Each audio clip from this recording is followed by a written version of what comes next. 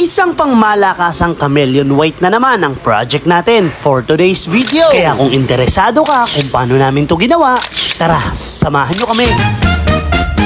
Dalawang unit nga pala tong project natin, kaya eto, unahin muna natin yung Kimco Exciting 400. Bigyan ko lang kayo ng konting idea bakit pinagawa tong kahan ni Bossing. Ang naging problema, nakadalawang pa ceramic coating na daw siya pero hindi niya daw talaga nakuha yung kintab na gusto niya. At dahil na din marami na rin gasgas yung unit niya, kaya ipapagawa niya na talaga for repaint. Pero this time, syempre, babaguhin niya yung shade ng pagkaputi niya. Lalagyan niya ng konting chameleon white para talagang solid na solid talaga. Pati nga pala yung mags ni Bossing, pinowder coat natin. As usual, Boss Rodel ang kumanaan yan. Hindi na natin kukumpletuhin yung footage kung paano natin ginawa to. Ang importante, na bago natin yung kulay ng motor ni Bossing para hindi na rin tayo tumagal dahil dalawang unit ang i-flex natin for today's video. Pero syempre, itatop coat natin ang high solid clear yan para solid talaga. Sabay flex, wala nang paligoy-ligoy pa. Tapos na yung project nating nauna. Hindi man natin na-interview si Bossing sa client feedback. Ang importante, natapos natin na maayos at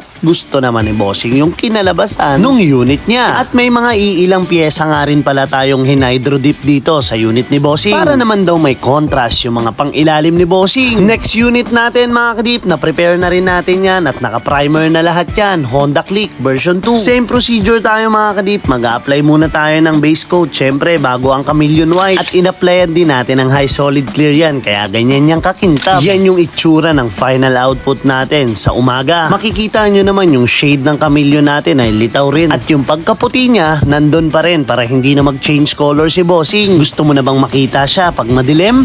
So ayun, what's up mga kadip, i-release na natin ngayon itong unit na to na napaka-pogi na Honda Click version 2 no. So nandiyan na si Bossing sa labas, naayos na namin para ilabas na yung unit niya.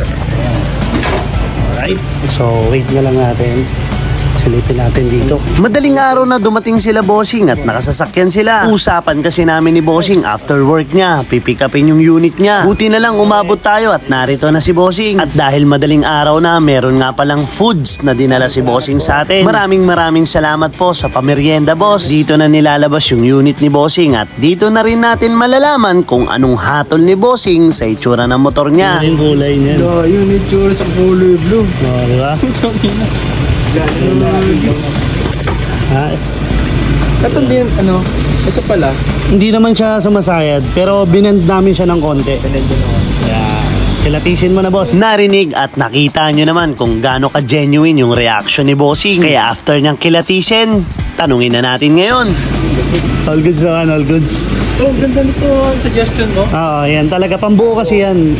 Mostly na pinapagawa sa amin, talaga kasama yung side skirt. Lupit ha? Lupit naman. Kamusta boss Rods?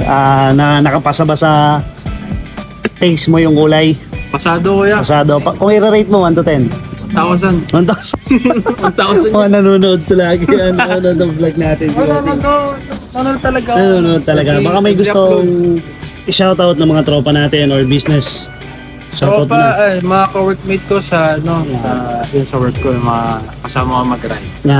Tapos din, meron din akong actually music artist din ako. Music. Pero low-key lang. Low-key lang. Pero i-plug mo na din, syempre. Ayan po, Roy D. Santos, Apple Music, Spotify. Okay. Any, follow namin yan, boss, para makita rin nila. Opo, sa music streaming platforms online. Yan, boss. Maraming salamat, boss. Ingat po kayo. Sila Bossing po, maraming salamat po. Kasama niya yung parent niya. Success mga kadip! Nakuha naman natin kung ano yung gusto ni Bossing. At i-follow nyo na lang din si Bossing para sa mga sounds na gusto nyo marinig sa kanya. Muli, maraming salamat sir sa pagtitiwala sa Polworks Hydrographics. Open po pala tayo sa Taytay branch ha. Kita-kits mga kadip! Huwag ka na magtipid pa dahil naka-premium quality ka na, mura pa. Nilabas na kasi natin sa main branch, pati sa Taytay branch, yung new price list natin. Kaya alam kung matutuwa ka kapag nalaman mo kung magkano na lang yung presyo or kulay na gusto mo.